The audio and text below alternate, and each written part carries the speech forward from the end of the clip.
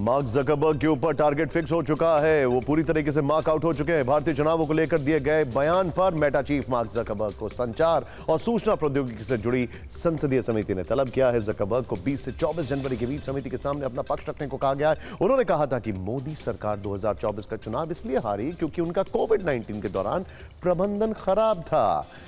बड़ी खबर, दिल्ली की सीएम आतिशी ने कालकाजी सीट से नामांकन भर दिया, लेकिन परंतु अपने प्रचार में सरकारी गाड़ी के इस्तेमाल को लेकर उनके खिलाफ मुकदमा दर्ज हो गया है। आम आदमी पार्टी ने इस पर विरोध जताया है। आज ही कालकाजी सीट से कांग्रेस नेता अलका लांबा ने भी अपना पर्चा भरा है। और बड़ी खबर, समाजवादी पार्टी और टीएमसी के बाद दिल्ली चुनाव में शरद पवार ने भी अरविंद केजरीवाल का समर्थन कर दिया है। उन्होंने कहा है कि दिल्ली में केजरीवाल की मदद करनी चाहिए। इंडिया गठबंधन राष्ट्रीय स्तर पर बना था। आम आदमी पार्टी ने समर्थन के लिए पवार का धन्यवाद जताया है।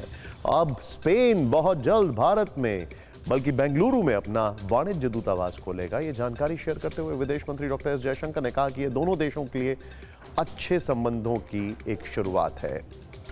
जयशंकर ने भारतीय समुदाय से बातचीत के दौरान यह जानकारी दी। और बड़ी खबर, यूक्रेन युद्ध में रूस की तरफ से लड़ते हुए केरल के रहने वाले एक युवक की मौत हो गई। दूसरा युवक घायल है। यह जानकारी विदेश मंत्रालय ने दी है। मंत्रालय ने यह भी बताया कि भारत ने रूस में मौजूद भारतीयों की जल्द वापसी का मुद्दा उठाया है।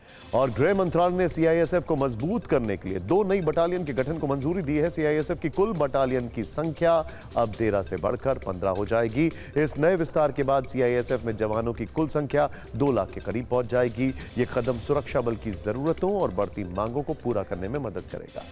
इस बीच जम्मू के नौशेरा में एलओसी के पास लैंडमाइन ब्लास्ट में 6 जवान घायल हो गए हैं। घायल जवानों को राजौरी में सेना के अस्पताल में भर्ती कराया गया है। उनकी हालत स्थिर बताई गई है। प्रधानमंत्री नरेंद्र मोदी ने भारतीय मौसम विज्ञान विभाग के 150वें स्थापना दिवस पर मिशन मौसम का शुभारंभ किया। इस दौरान उन्होंने कहा कि आईएमडी भारत की वैज्ञानिक यात्रा का प्रतीक है। इसने 150 वर्षों तक करोड़ों भारतीयों की सेवा की है और आगे भी करेगा। इस बीच हमास ने गाजा में सीजफायर और बंधकों की रिहाई को लेकर समझौते का मसौदा स्वीकार कर लिया है, लेकिन मध्यस्थता कर रहे कतर ने पुष्टि तो कर दी। इजरायल अभी इस पर विचार कर रहा है। हमास और इजरायल 1 साल से अधिक समय से युद्ध लड़ रहे हैं। देखिए, आज फिक्र का फोकस एक यक्ष प्रश्न पर है। यह प्रश्न सीधे बांग्लादेश से जुड़ा हुआ है और इस प्रश्न के केंद्र बिंदु में वहां की अंतरिम सरकार है, जो कि अक्सर वहां पर कई सवालों में घिरी रहती है। वो अंतरिम सरकार जिसके लगभग 6 महीने के कार्यकाल में बांग्लादेश में रहने वाले हिंदुओं पर तमाम जुल्म हुए। इन 6 महीनों में बांग्लादेश में मजहबी कट्टरता चरम पर दिखी और इन्हीं 6 महीनों में यूनुस सरकार का पाकिस्तान से प्यार भी रह रहकर उमड़ा। हमने इसके सारे सबूत आपको निरंतर दिखाए। लेकिन प्रश्न यह है कि क्या बांग्लादेश में मोहम्मद यूनुस की सरकार बस चंद दिनों की मेहमान है? यह शगुफा नहीं है, बहुत बड़ा सवाल है। इसकी डिटेलिंग हम आपको दिखाने वाले हैं। दूसरा सवाल, क्या मोहम्मद यूनुस की सरकार का हश्र भी शेख हसीना के तख्ता पलट जैसा होने वाला है?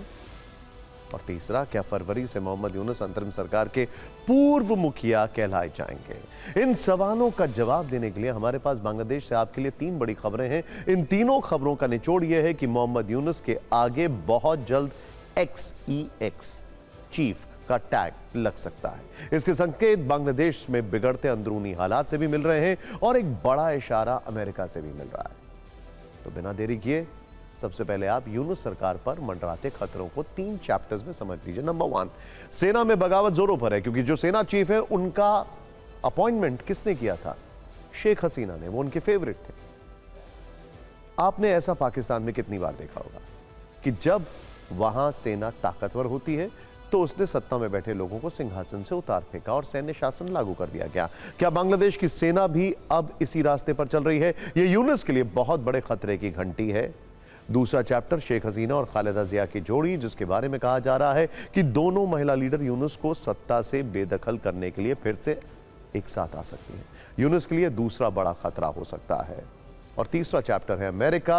ऐसा कहा जा रहा है कि बाइडेन के कार्यकाल में अमेरिका के समर्थन से यूनुस सरकार बनी थी, लेकिन हमारे सहयोगी मनीष झा ने जानकारी दी है कि डोनाल्ड ट्रंप यूनुस सरकार के भविष्य का फैसला राष्ट्रपति बनने के बाद नए सिरे से कर सकते हैं। बहुत मुमकिन है कि ट्रंप की इस कोशिश में यूनुस को अपनी कुर्सी भी गंवानी पड़े। हालांकि बड़ा सवाल यह है कि ट्रंप के फोकस में बांग्लादेश टॉप 100 डेज में कहां पर है, यह देखने वाली बात है। लेकिन अब बारी बारी से तीनों खबरों को फिक्र की कसौटी पर कस लेते हैं। पहली खबर देखिए, लोकतंत्र की बहाली के लिए एक बहुत पुरानी और कारगर सोच है कि किसी देश के तानाशाह को कुर्सी से उतारने के लिए 3 मोर्चों का एक साथ खुलना जरूरी है। इसमें पहला मोर्चा है राजनीतिक, दूसरा मोर्चा है कूटनीतिक और तीसरा मोर्चा है सैन्य। चालसुस्कू से लेकर अभी के हालात में अगर आप असद की बात करें, हमेशा यही होता आया है। खैर, किसी देश में ये तीनों ही मोर्चे जब एक साथ खुलते हैं तो तानाशाह कितना ही ताकतवर क्यों ना हो, वो घुटनों पर आ जाता है, उसे कुर्सी छोड़नी पड़ती है। और बांग्लादेश में मोहम्मद यूनुस के खिलाफ अब ये तीनों ही मोर्चे पूरी तरह से एक्टिव हो रहे हैं। ध्यान से देखिएगा, सैन्य मोर्चे की बात करें तो बांग्लादेश की फौज में बगावत शुरू हो चुकी है। सूत्रों से बड़ी खबर यह है कि बांग्लादेश की सेना में पावर की जंग छिड़ गई है। सेना के अंदर बंटवारे वाली पिक्चर दिखाई दे रही है। अब वहां 3 पावर सेंटर एक साथ बने हुए हैं। हर एक पावर सेंटर का नेतृत्व तो एक बड़ा जनरल कर रहा है और सेना में मैं ही सुप्रीम बनने की लड़ाई तेज हो चुकी है। बांग्लादेश की सेना बहुत डिसिप्लिन्ड सेना नहीं है, भारत की सेना की तरह। सेना के अंदर ये 3 पावर सेंटर कौन कौन से हैं, इसे समझने के लिए किसी रॉकेट साइंस की जरूरत नहीं है। इसमें एक धड़ा है अवामी लीग के समर्थकों का, जो बांग्लादेश में लोकतंत्र चाहता है। दूसरा धड़ा है इस्लामिक गुटों के प्रभाव वाले जनरलों का। ये वो लोग हैं जो बांग्लादेश में शरिया कानून लाने के पक्षधर हैं, थोड़ा पाकिस्तान की तरफ टिल्टेड है। ऐसे अधिकारी पाकिस्तान के लिए सॉफ्ट कॉर्नर रखते हैं और भारत में गड़बड़ी फैलाने की सोच रखते हैं। और तीसरा पावर सेंटर के तौर पर खुद आर्मी चीफ माने जाते हैं, जो इन दोनों ही धड़ों में सामंजस्य बैठाने का काम करते हैं। लेकिन इनका सिलेक्शन शेख हसीना ने किया। ये वो आर्मी चीफ हैं जिनको पता लग गया था कि चीजें बिगड़ रही हैं, तो खुद एस्कॉर्ट करके शेख हसीना को उनके चौपर तक छोड़कर आए।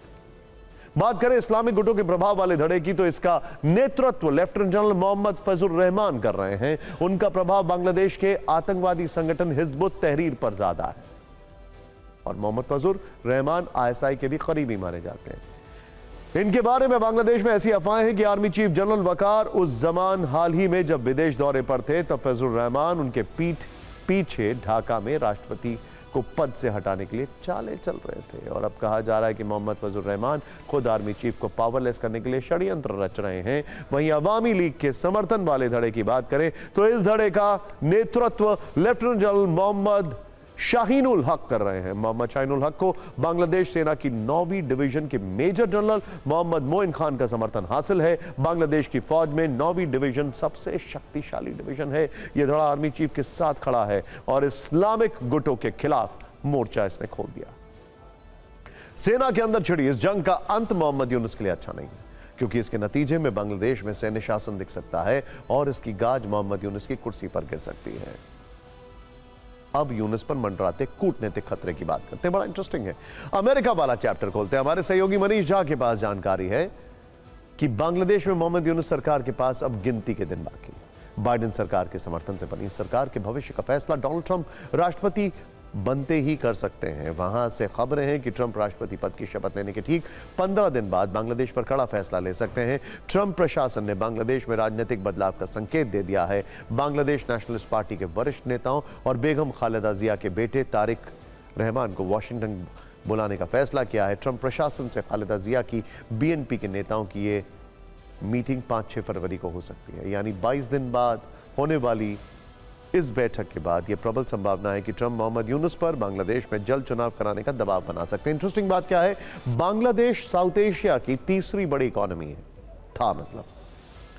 और ट्रंप इस इकोनॉमी को एक तौर पर चीन के लार्जर पिक्चर में ऑल्टरनेट के तौर पर देख सकते हैं। हालांकि उनकी पहली नजर भारत पर होगी, उसके बाद बांग्लादेश, और यह कंबाइन होकर चीन के खिलाफ एक फोर्स बन सकता है। इसीलिए ट्रंप की नजर बांग्लादेश पर होगी। लेकिन पहले 100 डेज में क्या ये उनके लीड एजेंडे में होगा, ये इंटरेस्टिंग होगा जानना।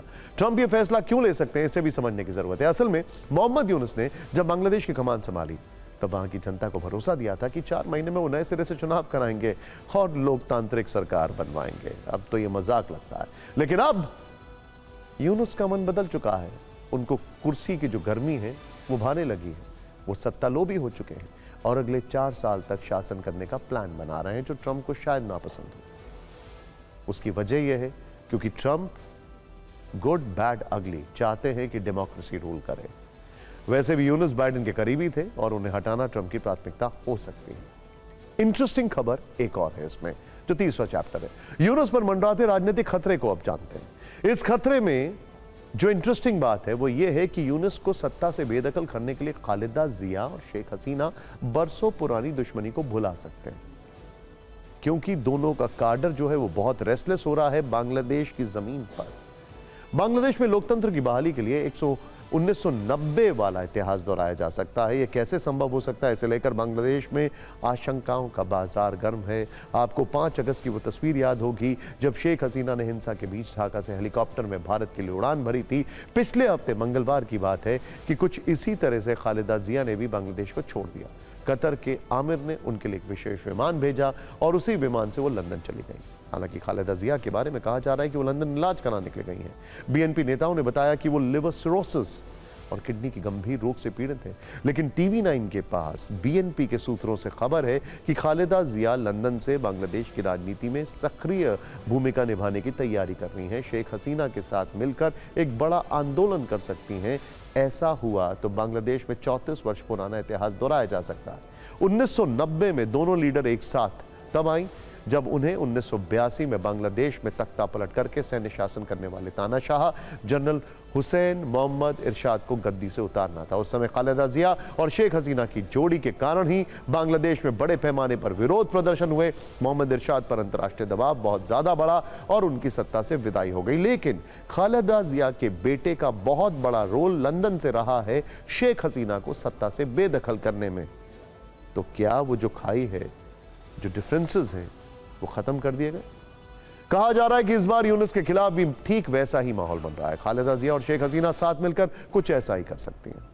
खैर, कुल मिलाकर बांग्लादेश की वर्तमान स्थिति को फिक्र के लेंस से देखें तो मोहम्मद यूनुस 3 तरफ से घिरते जा रहे हैं। बांग्लादेश को कट्टर देश बनाने, सत्ता में बने रहने का उनका लालच उन पर भारी पड़ सकता है। रही बात जनता की, तो कुछ कट्टरपंथियों की जमात को छोड़ दे तो बांग्लादेश की बड़ी आबादी लोकतांत्रिक सरकार ही चाहती है और यूनुस ने अगर जल्द चुनाव नहीं कराए तो उनको बड़े पैमाने पर जनता की बगावत झेलनी पड़ सकती है। अब आपको दिखाते हैं वो महापर्व, वो अद्भुत क्षण जो कि आप दिन भर इस चैनल पर देख रहे हैं। Once in a lifetime है ये, यकीन मानिए। कहते तो 12 साल है, लेकिन once in a lifetime. अब आपको दिव्य महाकुंभ के दर्शन करवाते हैं, जहां आज पहला शाही स्नान हुआ। यूं तो आपने भी इसके कई रंग देखे होंगे, लेकिन प्रयागराज में एक चर्चा नागा साधुओं को लेकर चल रही है। महाकुंभ में जुटे संत समाज का मानना है कि देश में अधिक से अधिक नागा सन्यासियों की संख्या होनी चाहिए। शाही स्नान के समय संतों ने कहा कि पढ़े लिखे लोग भी अगर नागा साधु बने तो समाज के लिए बेहतर है। लेकिन क्या ये इतना आसान है, इसका जवाब हम आपको आगे देंगे। लेकिन अक्सर आप जब नागा साधुओं को देखते हैं, उनका रूप रंग, उनका श्रृंगार आपको खींच लेता है। महिलाओं के लिए कहा जाता है कि वो 16 श्रृंगार करती हैं, लेकिन क्या आप जानते हैं कि नागा साधु 17 श्रृंगार करते हैं। आज भी शाही स्नान से पहले घोड़े पर सवार होकर जब वो संगम तट की ओर निकले तो लोग देखते रह गए। आपको नागा साधुओं के 17 विशेष श्रृंगार के बारे में बताते हैं। इनमें पहला है भभूत। नागा साधु अपने शरीर पर भभूत लगाते हैं, जबकि हाथ, माथे और गले में चंदन का लेप होता है। वो सिर, गले और बाजुओं में रुद्राक्ष की माला पहनते हैं, माथे पर तिलक लगाते हैं, आंखों में सूरमा होता है, हाथ, पैर और बाजू में कड़ा होता है, हाथ में चिमटा रखते हैं जो उनका अस्त्र माना जाता है। कुछ नागा साधु हाथ में डमरू रखते हैं, उनके पास कमंडल होता है। नागा साधुओं की जटाएं भी अनोखी होती हैं। जटाओं को 5 बार लपेटकर पंचकेश श्रृंगार किया जाता है। वो भगवा लंगोट पहनते हैं, उंगलियों में अंगूठी होती है, माथे पर रोली का लेप लगाते हैं, चांदी या सोने के बड़े बड़े कुंडल पहनते हैं, कमर में माला होती है। विश्व मंगल की कामना और उनकी वाणी को भी उनका एक श्रृंगार माना जाता है। एक अनुमान है कि भारत में नागा साधुओं की संख्या लगभग 5 लाख के आसपास है। वो मुख्य रूप से अखाड़ों के सदस्य होते हैं। महिलाएं भी जब संन्यास में दीक्षा लेती हैं तो उन्हें भी नागा बनाया जाता है। नागा साधु बनने के लिए अखाड़ों के पास आवेदन आते हैं, लेकिन सभी को अनुमति नहीं मिलती। नागा साधु बनने के लिए कठिन परीक्षा से गुजरना होता है। महाकुंभ में धुनी रमाए बैठे सुदामा गिरी जी महाराज ने बताया कि इसके लिए काफी तप और तपस्या करनी होती है। नए साधु को मठ का महंत ही दीक्षित करता है। शुरू के 3 साल उसे बानगीदार कहा जाता है। उसका काम अखाड़े में होने वाले पूजा पाठ में मदद करना होता है। खाना बनाने से लेकर हर तरह की शिक्षा उन्हें दी जाती है, जिसमें शस्त्र शिक्षा भी शामिल है।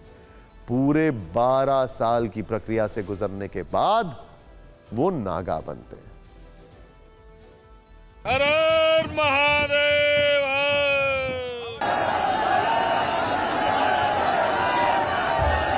नागा तो श्रृंगार 17 करते हैं।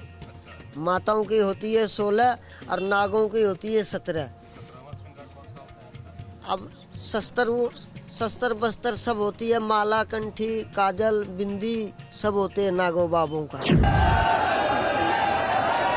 हर हर महादेव। वो शस्त्र अगर कर लिया तो स्वयं शिव का रूप, महाकाल का रूप धारण करना पड़ जाते हैं। वो रूप होते हैं। हाँ जी, नागा बाबा महाकाल के रूप बन जाता है उस समय, जब अगर श्रृंगार कर लेता है तो स्वयं शिव जी का स्वरूप दिखता है। श्रृंगार करने में वक्त क्या है, घंटा से 2 घंटा तक में श्रृंगार बन के तैयार हो जाते हैं नागा बाबा को। स्वयं को अंदर अग्नि प्रकट हो जाता है, हाँ, उसकी भजन से। जब अंदर अग्नि प्रकट है तो बाहर ठंड क्या करेगा।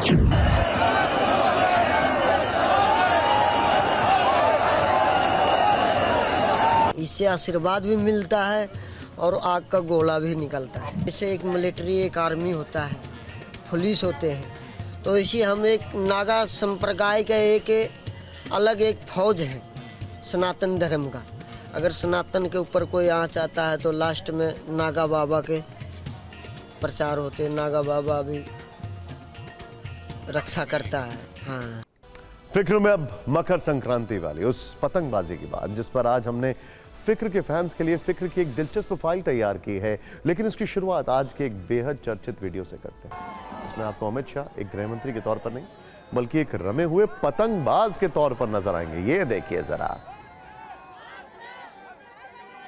वैसे तो राजनीति की दुनिया में अमित शाह ने एक मंझे हुए नेता के तौर पर कई सियासी पेच लड़ाए भी हैं और विरोधियों की राजनीतिक पतंगे काटे भी हैं। लेकिन आज जब अमित शाह के हाथ में मांझा और पतंग आए तो यहां भी उन्होंने अपना हुनर दिखाया। अवसर मकर संक्रांति का था तो हमेशा की तरह अमित शाह ने गुजरात में पतंगबाजी की।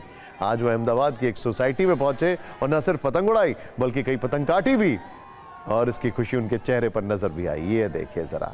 पहले हम आपको अमित शाह की पतंगबाजी पर दिलचस्प वीडियो रील दिखाते हैं, फिर पतंग वाली फिक्र की एक ऐतिहासिक फाइल खोलेंगे जिसमें एक से बढ़कर एक दांव पेच है।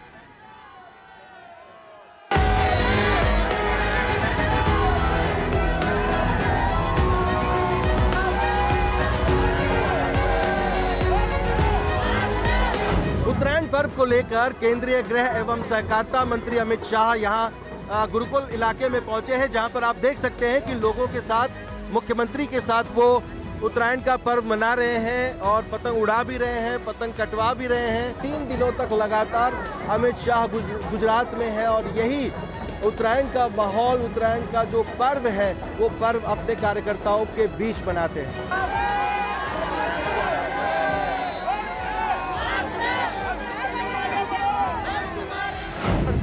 उत्तरायण मनाते हैं, इसलिए हम उसको वेलकम करने के लिए हम भी साथ में साथ देने के लिए आए हैं।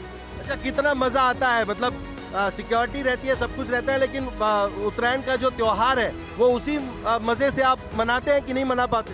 थोड़ी मजा बढ़ जाती है। हर साल के जैसा ही एक्साइटमेंट इस साल ज़्यादा है, क्योंकि हमारे भारत देश के गृह मंत्री अमित शाह जी हमारे साथ आके उत्तरायण मना रहे हैं।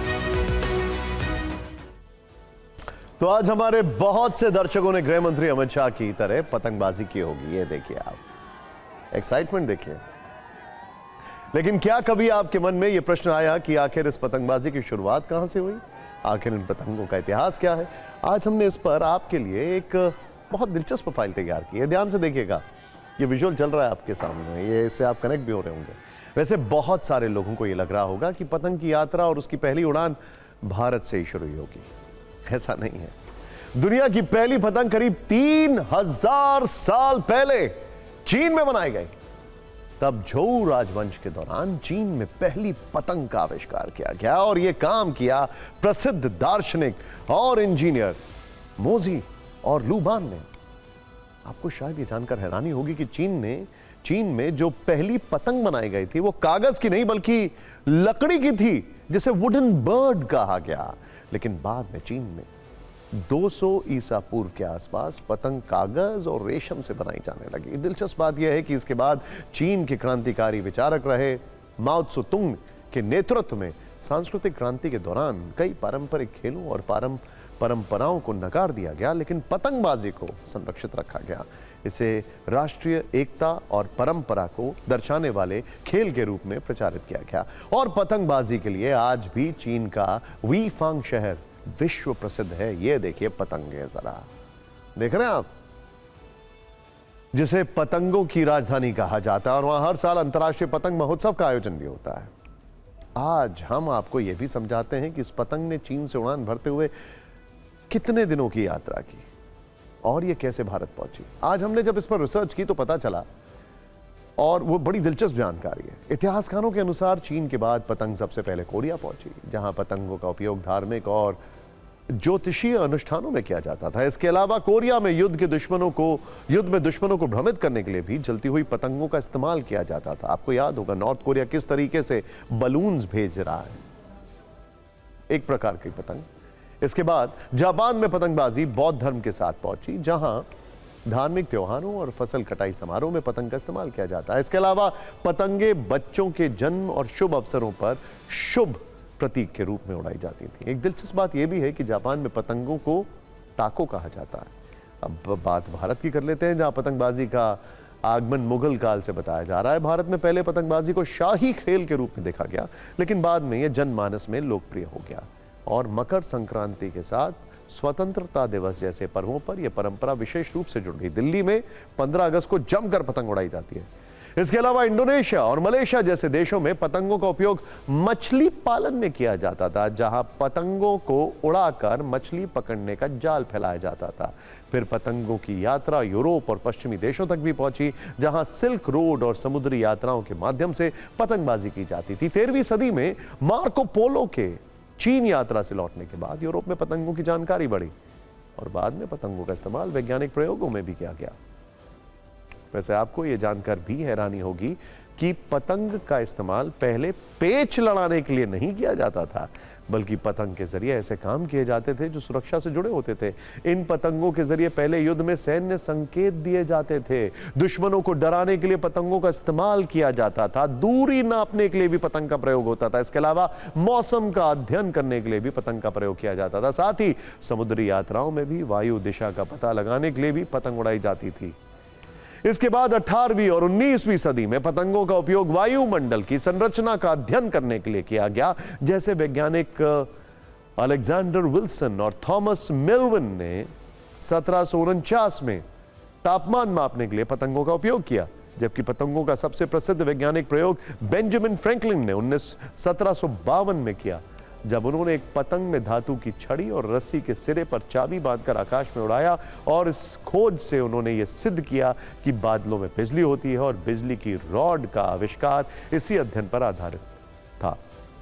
आधुनिक युग में पतंगों को पवन ऊर्जा के उत्पादन के लिए भी इस्तेमाल किया जा रहा है। वैसे इस पतंग के इतिहास से एक और दिलचस्प जानकारी जुड़ी है।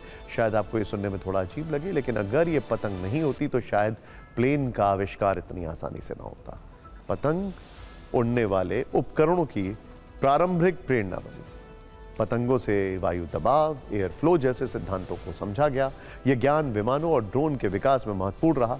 आधुनिक वायुयान के जनक सर जॉर्ज केली ने भी इसका प्रयोग किया और पतंगों से प्रेरित होकर उड़ने वाले यंत्रों को डिजाइन किया गया। आज के ड्रोन और ग्लाइडर्स की तकनीक पतंगों की समान संरचनाओं और एरोडायनामिक्स के सिद्धांतों पर आधारित है। यानी पतंगबाजी दुनिया के लिए बड़े काम की चीज है। मैं बात भारत में मौसम की करते हैं। पॉलिटिकल मौसम की बात हम आगे करेंगे, लेकिन अभी मौसम की करते हैं।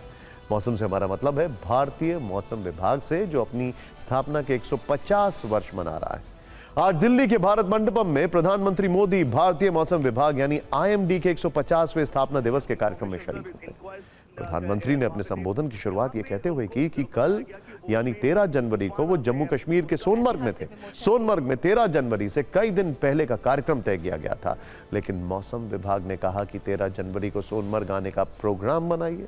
फिर उन्होंने 13 जनवरी को सोनमर्ग आने का प्रोग्राम बनाया। कल वो पूरे दिन सोनमर्ग में रहे, एक बार भी बादल नहीं आए और बारिश नहीं हुई। ये सब मौसम विभाग की वजह से ही हो पाया। और भारत का मौसम विभाग ऐसा पिछले 150 वर्षों से करता आ रहा है। भारत की भौगोलिक विविधताओं की वजह से मौसम का सटीक अनुमान लगाना आसान नहीं है, लेकिन भारतीय मौसम विभाग ने आज विकसित देशों को भी पीछे छोड़ दिया है। आईएमडी के निदेशक डॉक्टर मृत्युंजय महापात्र के मुताबिक वर्ष 2010 में अमेरिका की national agency US national weather service के मुकाबले भारतीय मौसम विभाग के पूर्वानुमान की एक्यूरेसी 50% कम हुआ करती थी, लेकिन 2025 में यानी आज की तारीख में भारतीय मौसम विभाग की मौसम का पूर्वानुमान की एक्यूरेसी 30% से ज्यादा हो गई है। यही बात भारतीय मौसम विभाग को सबसे अलग करती है और यही वजह है कि आज प्रधानमंत्री मोदी ने भी कहा कि 150 वर्ष केवल भारतीय मौसम विभाग की यात्रा ही नहीं है, ये भारत के साइंस और टेक्नोलॉजी के विकास की भी यात्रा है। आज प्रधानमंत्री मोदी ने 2047 में आजादी के 100 वर्ष होने पर मौसम विभाग के लिए एक विजन डॉक्यूमेंट भी जारी किया और खुद बताया कि आखिर भारतीय मौसम विभाग की खासियत क्या है। अब आईएमडी के पास अर्ली वार्निंग सिस्टम है, जिससे भारत की 90% आबादी तक मौसम विभाग की पहुंच है। मेघदूत ऐप के जरिए अब मौसम से जुड़ी भविष्यवाणी सीधे व्हाट्सएप पर पहुंच जाती है। 10 वर्ष पहले देश के सिर्फ 10% किसानों और पशुपालकों को मौसम से जुड़ी जानकारी मिलती थी। आज ये संख्या 50% से ज्यादा हो गई है। 10 वर्ष पहले लाखों मछुआरे समंदर में जाते थे, उनके साथ हादसे होने की खबरें आती थी, लेकिन अब मछुआरों को रियल टाइम अपडेट मिल रहा है। भारतीय मौसम विभाग ने समय के साथ अपनी भूमिका और कार्य क्षेत्र में विस्तार किया है और यह बदलाव सिर्फ मौसम विभाग की कामयाबी नहीं बल्कि हर भारतीय के लिए शुभ समाचार है। लेकिन आपको समझना होगा आखिर भारत का मौसम विभाग कितना बड़ा है और यह किस स्तर पर काम करता है। भारत का मौसम विभाग देश के 1200 शहरों के लिए मौसम का तत्कालिक पूर्वानुमान करता है। इसके अलावा भारत के 1200 शहरों के लिए मौसम विभाग रेगुलर अपडेट देता रहता है। भारतीय मौसम विभाग भारत के साथ हिंद महासागर के 13 देशों के लिए भविष्यवाणी करता है। इसके अलावा मौसम विभाग सार्क समूह के 8 देशों के लिए भी मौसम की भविष्यवाणी करता है। यानी एशिया के कई देश भारत के मौसम विभाग पर निर्भर है और इसकी वजह भी है क्योंकि भारतीय मौसम विभाग की एक्यूरेसी यानी सटीकता सुपर डुपर हिट है। आईएमडी बारिश का 80% पूर्वानुमान सही साबित होता है। आंधी और तूफान पर मौसम विभाग 86% सटीक भविष्यवाणी करता है। हीट वेव और कोल्ड वेव पर 88% भविष्यवाणी सच साबित होती है। और अब हमारा देश क्लाइमेट स्मार्ट नेशन बनने की तरफ बढ़ रहा है और इसमें मौसम विभाग की सबसे बड़ी भूमिका होगी। आज हम उन आपदाओं की दिशा को मोड़ने में कामयाब हो रहे हैं जिन्हें पहले नियति कहकर छोड़ दिया जाता। बीते वर्षों में देश में कितने ही बड़े बड़े साइक्लोन आए, आपदाएं आई, लेकिन ज्यादातर में हम जान हानि को जीरो या मिनिमल करने में सफल हुए हैं।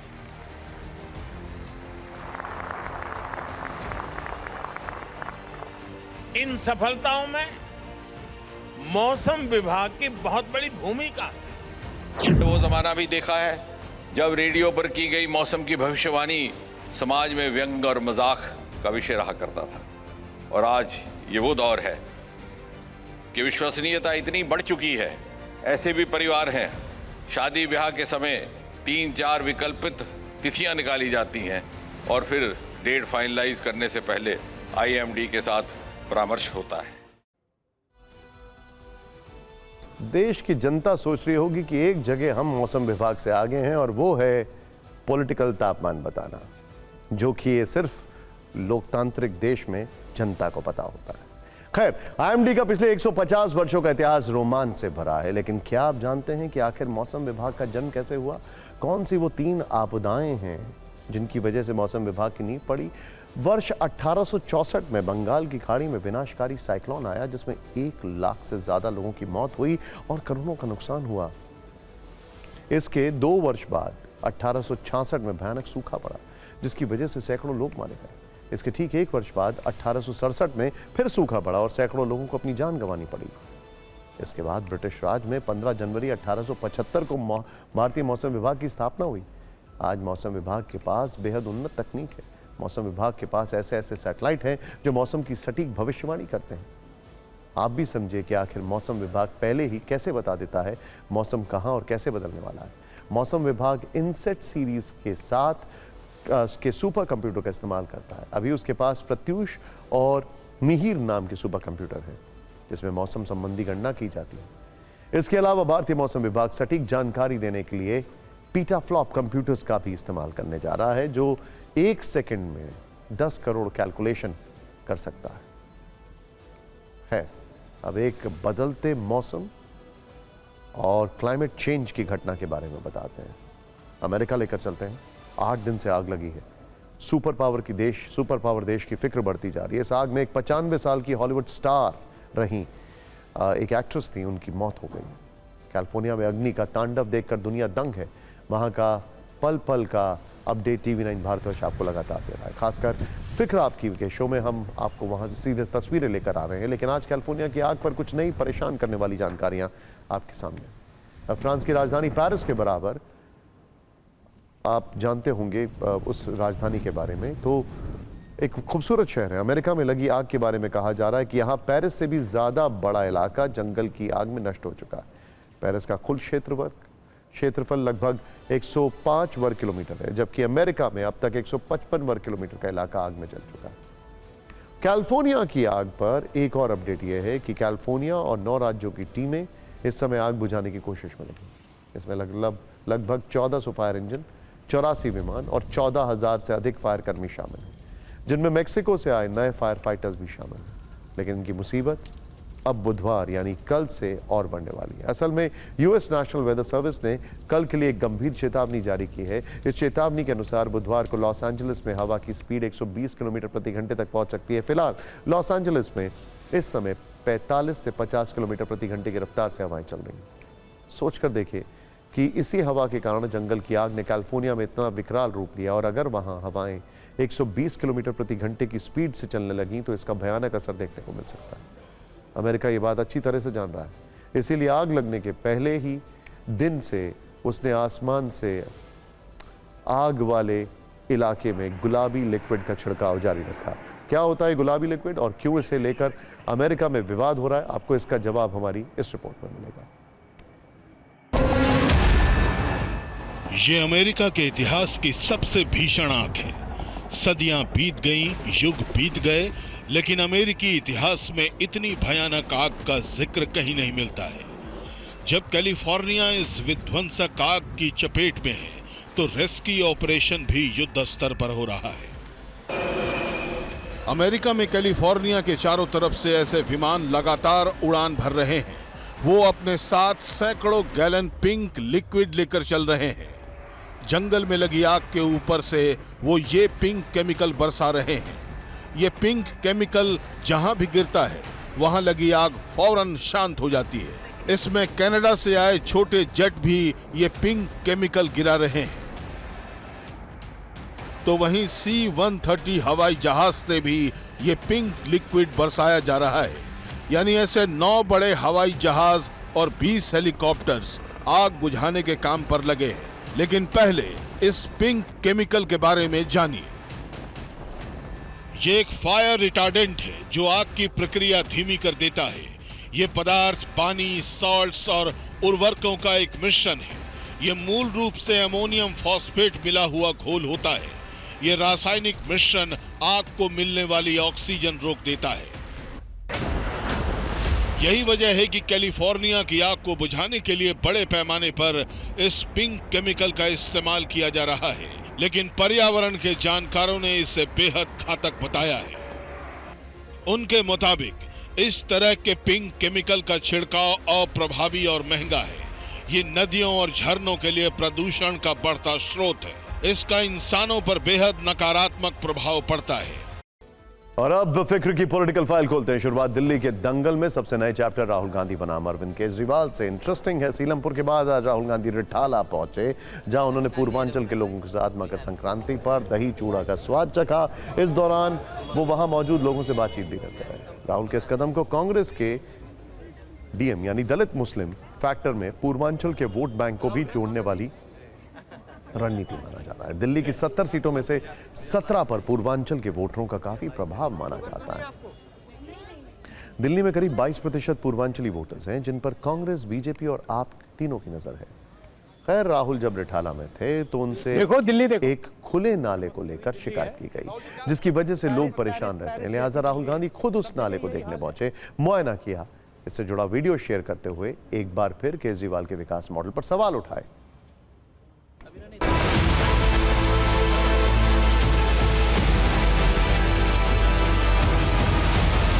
देखो दिल्ली, देखो चमकती हुई दिल्ली है। राहुल जी, क्या पेरिस जैसी दिल्ली है। सब जगह यही हाल है।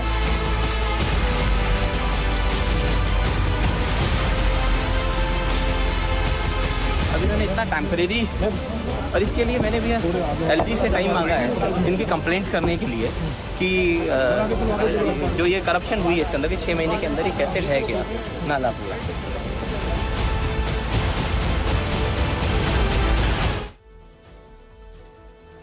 सोचिए दिल्ली में कितना फर्क है। एक तरफ है लुटियंस दिल्ली, जहां पर हमारे पॉलिटिशियंस रहते हैं, और एक तरफ है वो दिल्ली जो अभी आपको वही पॉलिटिशियंस दिखा भी रहे हैं।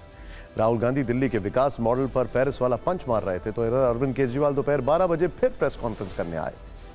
आजकल उनकी प्रेस कॉन्फ्रेंस का ये वक्त लगभग निर्धारित हो चुका है, जिसकी जानकारी वो सुबह सुबह सोशल मीडिया पर देते हैं। आज भी तय वक्त पर वो आए और बीजेपी पर बरस पड़े। उन्होंने ताज़ा आरोप लगाया कि इनके नेता पैसा, साड़ी, कंबल, सोने की चेन बांटते हैं, फर्जी वोट बनवाते हैं, फिर भी एक एफआईआर तक दर्ज नहीं होती। केजरीवाल का आरोप है कि बीजेपी ने अपने नेताओं को सोने की चेन भेजी है ताकि बांटी जा सके, लेकिन इनके नेता चेन बांट नहीं रहे हैं। जो व्यक्ति दफ्तर में जाकर इनसे लड़ता है उसको चुप करने के लिए चेन दे देते हैं। दिल्ली के चुनाव में सोने की चेन वाला यह इल्जाम नया है, जिस पर बीजेपी ने जवाब भी दिया। अब पता चला 1-2 दिन से इन्होंने सोने की चैन बांटनी चालू करी है। इनके नेता खुलेआम कहते घूम रहे हैं कि दिल्ली वालों को तो हम खरीद लेंगे। इन लोगों को लगता है दिल्ली के लोगों को खरीदेंगे। मैं दिल्ली के लोगों को कहना चाहता हूं, दिखा दो इस बार कि आप बिकाऊ नहीं हो। अभी 1675 अशोक विहार में झुग्गी वालों को पक्का मकान दिया और लेने वाले ने कहा मोदी जी आप हमारे लिए भगवान हो। जो अरविंद केजरीवाल का स्टेटमेंट है, जो उन्होंने दिल्ली को आज दिया है, वो उनके फ्रस्ट्रेशन की निशानी है, वो उनके मानसिक दिवालियापन की निशानी है, और उनके चेहरे से स्पष्ट दिख रहा है कि अब ऐसे भ्रष्टाचारियों की जगह कहीं और होगी।